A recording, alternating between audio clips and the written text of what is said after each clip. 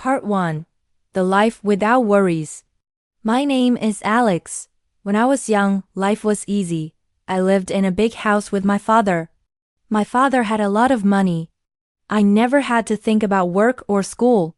If I wanted something, I asked my father and he gave it to me.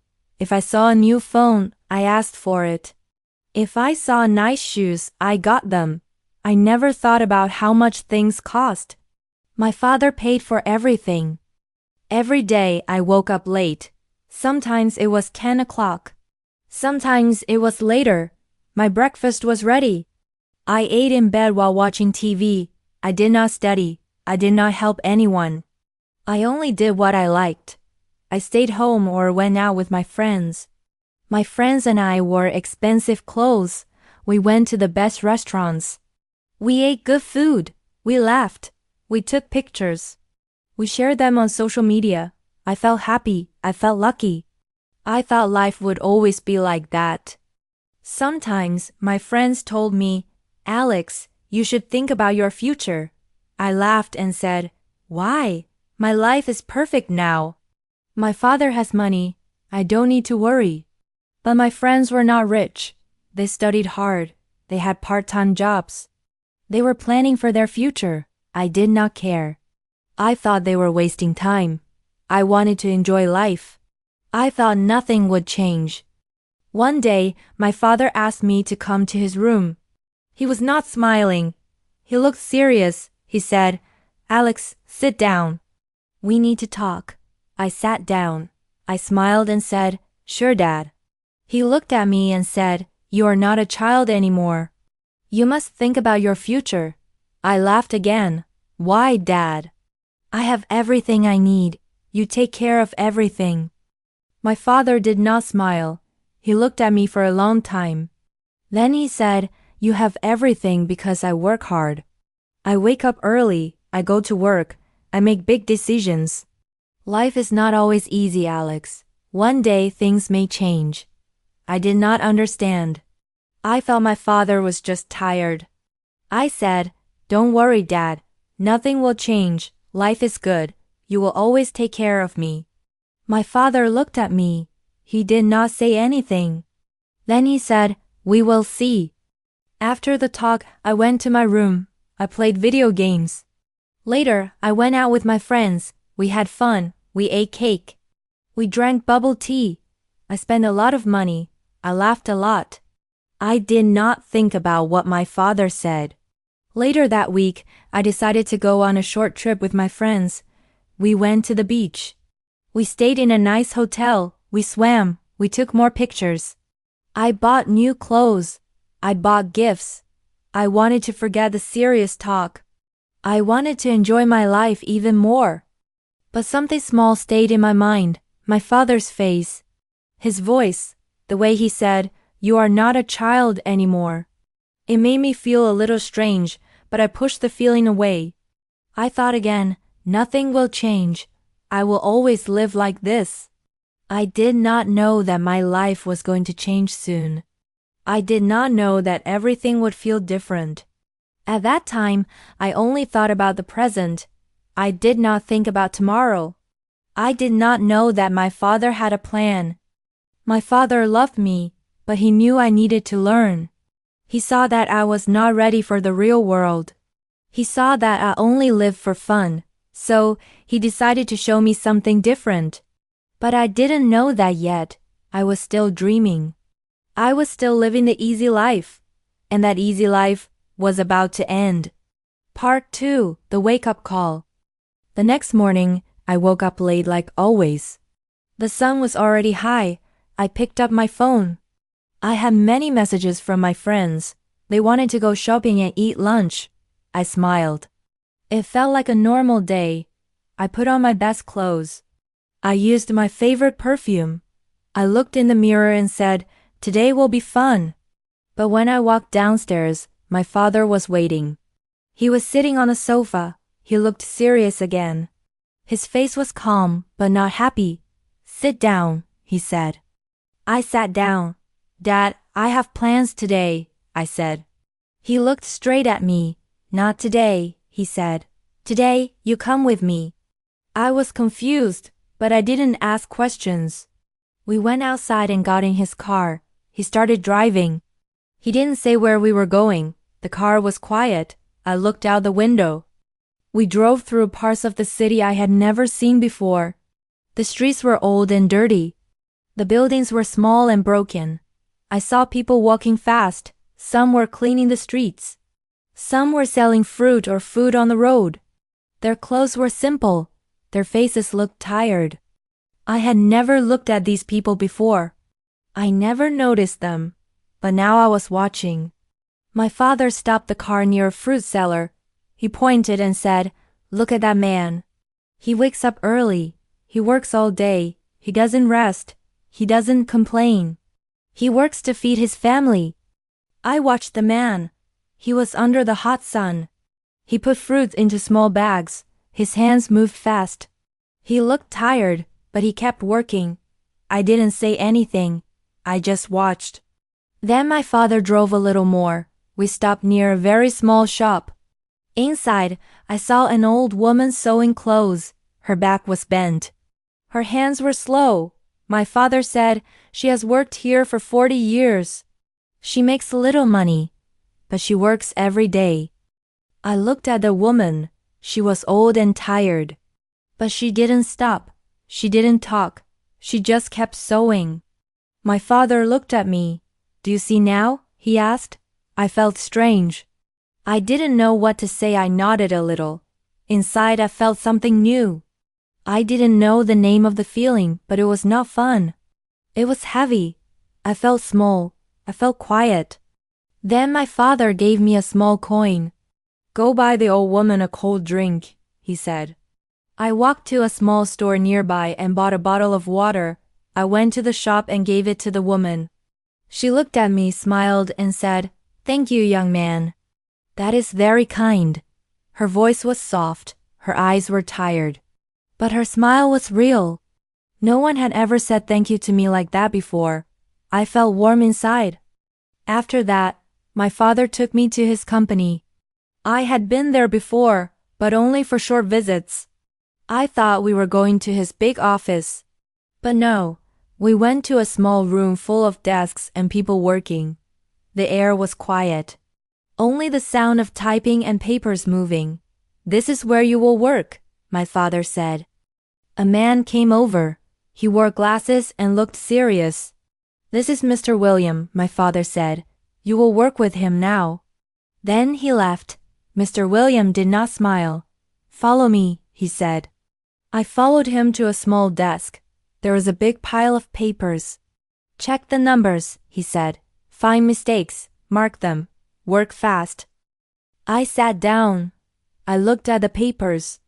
At first, it looked simple, but after 1 hour my head started to hurt. The numbers all looked the same. My back was tired. My eyes were sore. I wanted to stop, but everyone else was working. No one talked. No one laughed. At lunch, I opened my lunch bag. It had a sandwich and a bottle of water. It was not like the food I usually ate. It was simple, but it was okay. The other workers ate quickly and went back to work. No one took a long break. That day, I didn't meet my friends. I didn't go shopping. I didn't post anything online. I went home and lay on my bed. I was tired. My hands and eyes hurt. But something was changing inside me. I didn't know what it was. But I knew this day was different, and I knew my life was starting to change. Part 3. A New Meaning of Life. The next day, I woke up early. It was still dark outside. My body was tired. My hands were sore. I wanted to stay in bed, but I remembered my job. I got up, got dressed, and went downstairs. My father was already at the table. He looked at me and nodded. He did not say much, but I could feel something in his eyes. It felt like pride. We drove to the office. When I arrived, Mr. William was waiting. He did not smile. He said, "You were slow yesterday. Today, work faster." I wanted to say something, but I didn't. I sat down and started. There were more papers, more numbers. My head still hurt, but I kept going. I wanted to do better. I wanted to prove I could work. By noon, I finished my task. Mr. William checked my work. He found fewer mistakes. He said one word, better. Just that one word made me feel good. It made me feel stronger than before. It felt better than buying a new phone or eating expensive food. It felt real. At lunch, I sat with the other workers. They talked about their lives. Some talked about their children. Others talked about their bills, their rent, and their dreams. They laughed. They ate fast. Then they went back to work. I listened to their stories. I had never listened like that before. For the first time, I saw them not just as workers, but as people. In the afternoon, Mr. William gave me more work. Let's see if you can handle this, he said. The new task was harder. My eyes were tired. My back hurt. But I did not stop. I worked. I focused. I wanted to show I could do it. The hours passed. It was not easy, but I didn't give up. At the end of the day, Mr. William looked at my work. He said, "Not bad." 2 small words. But they meant a lot to me. I nodded and packed my things. Outside, my father was waiting in the car. He looked at me and asked, "Tired?" I nodded. "Yes," I said. He smiled and said, "Good." That smile meant something new. It was not a smile because I bought something. It was not a smile because I made a joke. It was a smile because I had worked. I had earned it. Days passed, then weeks, then months. I came to work every day. At first, it was very hard, but slowly I learned. I made fewer mistakes. I worked faster. Mr. Williams still didn't smile much, but sometimes he said, "Good job." Those words felt better than any gift I had ever received. I started to understand money. Before, I only spent money. I thought it came easily. Now I saw how hard it was to earn. I watched my father. I saw how he worked. I saw how he made big decisions. I saw how he helped other people. I started to respect him more. One evening, my father called me into his office. He looked at me and said, "You have changed." I looked at him. I stayed quiet. He said, "Before you were lazy, you didn't care about work. But now you understand. You work hard, you listen, you learn." I nodded. He was right. I felt different. I felt stronger. I felt ready for something more. Then my father opened a drawer and gave me a small key. "This is your office," he said. I was surprised. "My office?" I asked. He nodded. "Yes, you are ready for more. You have worked hard. Now it is time for the next step." I held the key in my hand. It was small, but it felt heavy. It was more than a key. It was trust. The next day I moved into my new office. It was small, but it was mine. I had my own desk, my own chair, and my own work.